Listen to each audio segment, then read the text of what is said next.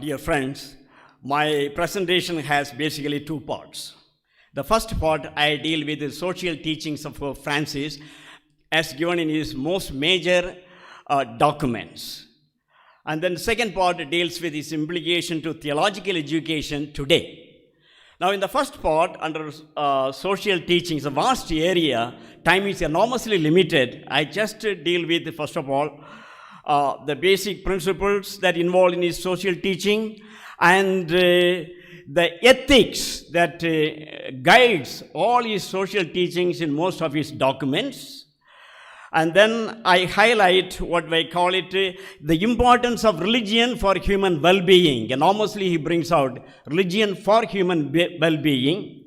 And then his concept of integral ecology and social dialogue for an inclusive society, and then its implication for theological education today. These are the areas I hope I'll be able to handle in the short time that is given to me. Now, the social teachings of Pope, I read the text, it's presented over there. The social teachings of Pope Francis have been guided by an ethics of inclusion that entails caring for the other, beginning with those in the margins of the society, by protecting the equal dignity of all people, common good, and social equity. This is the most fundamental social thrust you find in all his social documents. It is sourced from the idea of communion from the theological point of view, which is a fundamental Christian theological insight. Revelation tells us that a triune God is an eternal communion of infinite love. Created in God's image and likeness, humans are endowed with inestimable dignity to live in communion with God, with one another, and with creation. Our communion reflects the Trinitarian communion, reminding us who we are and the bond that we share with every person and creation. The ethics of inclusion is the norm to put into action the meaning of human dignity or the value of human dignity ingrained in the heart of every human person. The social teachings of Pope Francis are widespread in all his major publications. Especially, I have taken 3 of his documents, publications: Apostolic Exhortation, Evangelii Gaudium, Laudato Si, and Fratelli Tutti.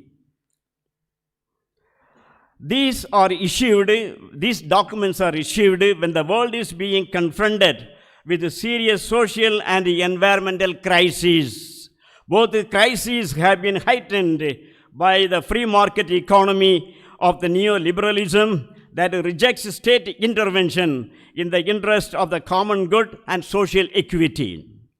In addressing these serious problems, which are in the public domain, Pope Francis argues that religion has the responsibility toward human dignity and common good. Therefore, it should intervene in the public sphere to protect these fundamental values for the integral advancement of all people. And therefore comes the whole idea of religion for human well-being.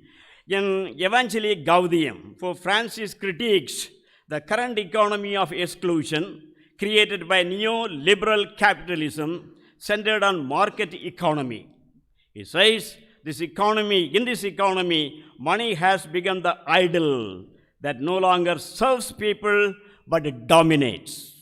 It creates huge inequalities by marginalizing millions of vulnerable people, in particularly the indigenous people, the migrants, the refugees, bonded laborers, and renders them poor, living in extreme poverty. It excludes them from social and economic benefits and damages the social fabric, leading to violence. And he says, he wants that until exclusion and inequality, therefore, in the society and between people are reversed, it will be impossible to eliminate violence. Whatever power the government may use, nationally and international level, they will not succeed in this. Violence will increase in the world. Pope Francis advises from this point of view, Christians to be proactive and to be in partner with all people of goodwill in the process of finding solution, because our faith tells us that we live in communion with all people. Moreover, there is an inseparable bond between gospel message of salvation and human fraternity, as we are called to serve Christ in the poor. Therefore, there is a profound connection between evangelization and working for human well-being, beginning with the poor. And then he comes about the whole idea, communion. We are called to live in communion with all people and with the entire creation. For Francis encyclical Laudato Si and Fratelli Tutti are in many ways two sides of the same coin, because inclusive ethics and communion are the central ideas in both encyclicals. The key framework of Laudato Si is that the whole of creation is a communion of life, seen in terms of interdependence and interrelationality. In Fratelli Tutti, he develops the idea of communion at the level of human society in a personal way as a human fraternity and social friendship. The parable of Good Samaritan that frames Fratelli Tutti reminds us that being human is to care for the suffering and the needs of the other, breaking the barriers of caste, class, creed, and race, etc. In Laudato Si, his focus is on the damages caused to the environment, planet Earth, and through these harms humans themselves. For Francis wants that climate change hits the poor the hardest and aggravates inequality in the global society. If global commons such as Earth's atmosphere, forest, water cycle, and oceans are not protected, there will not be a just global economic order.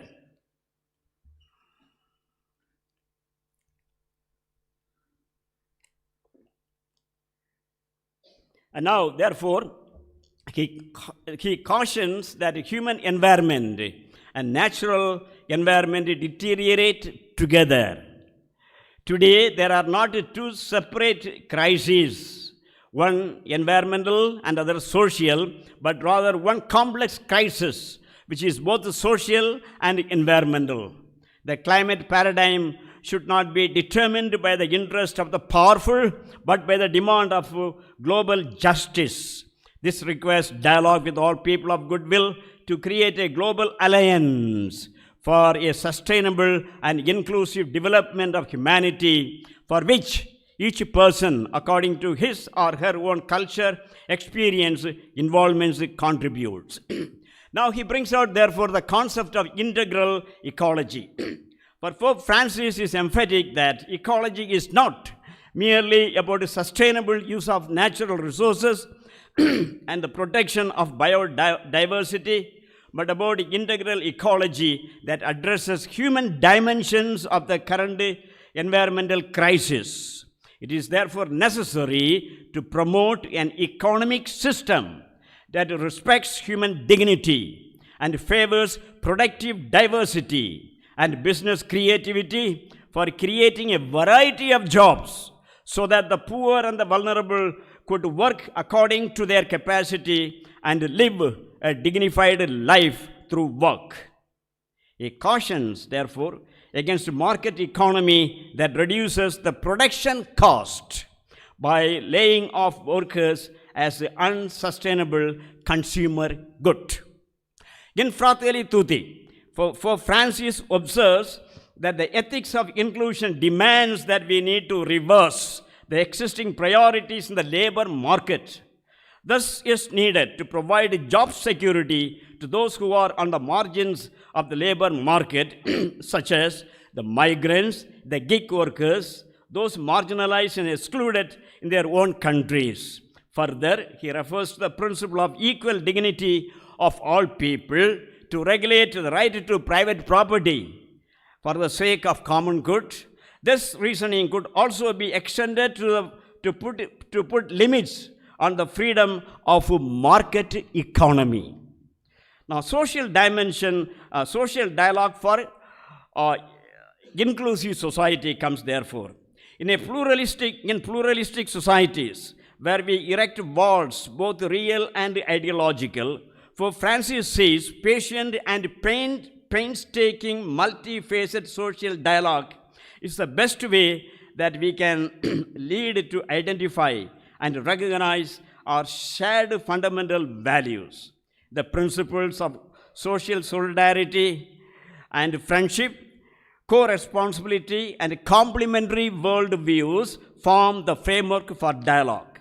The purpose of dialogue is to build a culture of inclusive society founded on the principles of inalienable dignity of every human person and the common good of all people that call us to protect, care, and regenerate creation, to heal the wounds of human communities, and to be committed to the principles of integral human well-being. Now, let's come now its implication for theological education today in India. First of all, a grounded for all his teachings, social teachings, reminds us to go for a grounded theology. Why? For Francis is a realist. He believes that realities are more important than ideas. Thus, his option is go for a praxis-oriented theology committed to the objective of an inclusive society founded on the principles of human dignity, equality, common good, social equity, and fraternity. For this, he applies the famous See, Judge, Act methodology for making theology a transformative science that partners with others, not alone, partners with others for the service of promoting common good of all people. His methodology is open to dialogue and multidisciplinary cooperation. For Francis' reflections are grounded on the amazing, his own reflection that is given in all the major documents, 3 documents I referred to. Reflections are grounded on an amazing amount of data he collected from across the world regarding the contemporary crises and concerns of the world. Now, second, he does a critical assessment of the data by using the best scientific findings of the matter available today, going into science, falling into empirical science on the matter. Then, next he reviews the causes and the consequences of the crisis in the light of the gospel and discerns the church commitment for the care of the world. And then he puts forward proposals for dialogue to resolve the problem on regional, national, and global level. And therefore comes the place once again for contextual theology. Number of times we have spoken over here, I'm only referring to this. For Francis approaches theology as a rereading of the gospel from the perspective of the contemporary concerns comprising religious, cultural, social, economic, and political matters affecting the people and the creation. So rereading, theology is a rereading of the gospel in the context in which we live. This implies invariably a hermeneutical process of contextualizing theology for making it relevant for our times. Theologians, therefore, are not mere teachers, classroom men and women, but society's frontier persons. I think our last speaker quoted that. As part of church mission, they are to connect themselves with the public issues in which people are entangled. Therefore, theologians participate with the people to access the causes and the consequences of the social problems. They reread them in the light of the gospel and contribute their suggestion to create a roadmap for inclusive and integral human advancement in our pluralistic world. All this invites us to go for interdisciplinary or multidisciplinary theological education in our theological centers. And therefore comes the interdisciplinary theological education. That's one of the main point I am addressing. I refer over here in the paper. Let me give you a snapshot of what is happening in our own country and why we need interdisciplinary theological education in our centers. Let me put across in a brief, we all know very well, for the purpose I am putting. Pluralism and inclusion are the most cherished millennial civilizational legacies of the modern secular democratic Republic of India. Today, however, these fundamental values are under tremendous stress in our country. Second, religious minorities are not secure to practice their faith, particularly in North India. South India, you would not feel it. Very much you will feel it. You are a member of a church in North India. Fundamentalism is on the comeback in new forms by manipulating educational institutions, attempting to rewrite the constitution. The greatest threat to India's democracy and its secular fabric is the politics of communal polarization that breeds exclusion and inequality against the constitutional norms. Indigenous people are losing their land and cultural identity due to widespread public development projects not caring for their basic needs. The overarching patriarchy system keeps perpetuating discrimination against women. Now, in such a national scenario, this is what the context in which we are living today in India. In such a national scenario, the church cannot remain on the sidelines of the public realm, from the language of Pope Francis.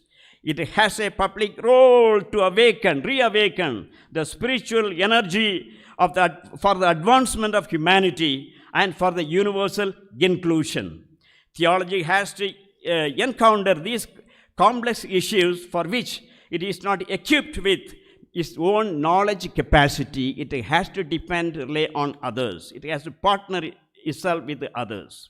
As Pope Francis has done in his 3 publications, theology has to depend on multidisciplinary resources to address on matters of religion, ethics, socio-political, economic issues affecting us today.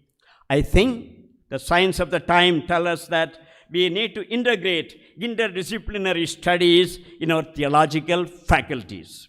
Professor Felix Wilfred, who is here, noted interdisciplinary research is based on the premise of unity of knowledge and the limitation of each discipline.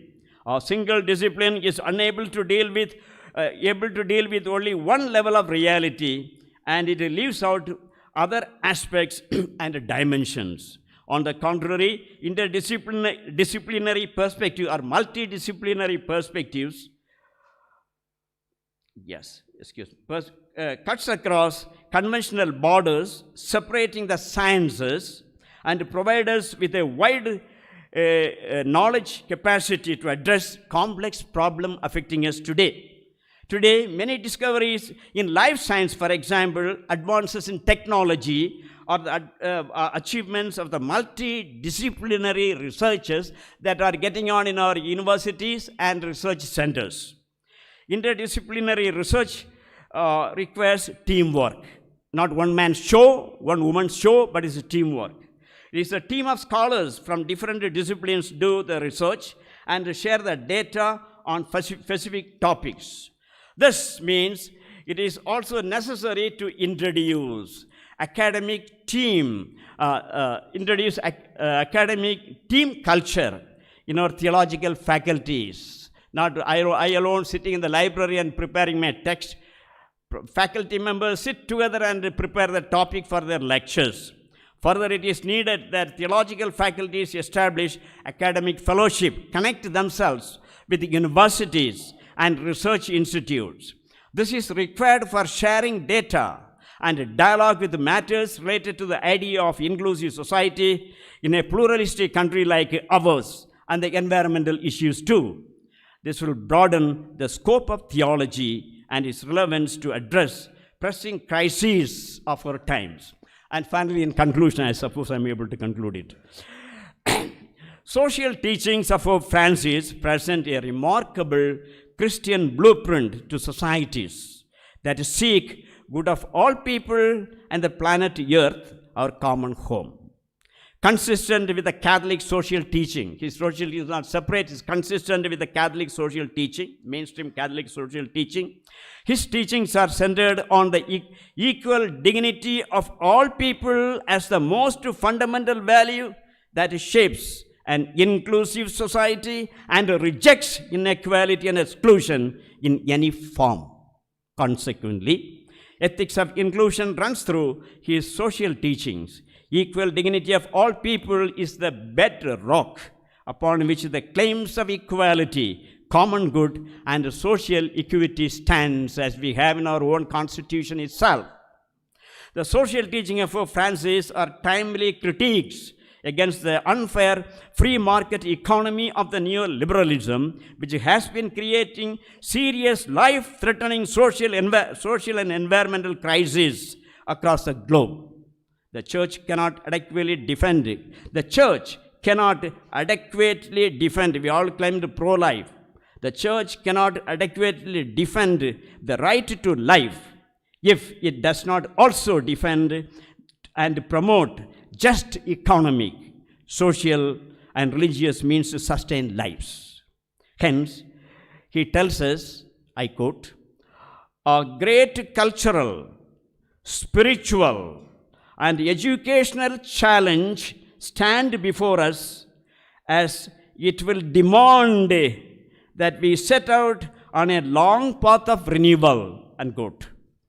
As part of church mission, theological institutions of higher education need to come forward to provide praxis-oriented contextual theological insights for integral human advancement. For this, through interdisciplinary or multidisciplinary studies, theologians partner with the other sciences to discover the new paths to address the complex and the pressing crises of climate change, abysmal inequality, social exclusion, and extreme poverty prevalent in our country. This will open new vistas, I believe, achieving peace, justice, and environmental sustainability for the whole of human family. Thank you very much.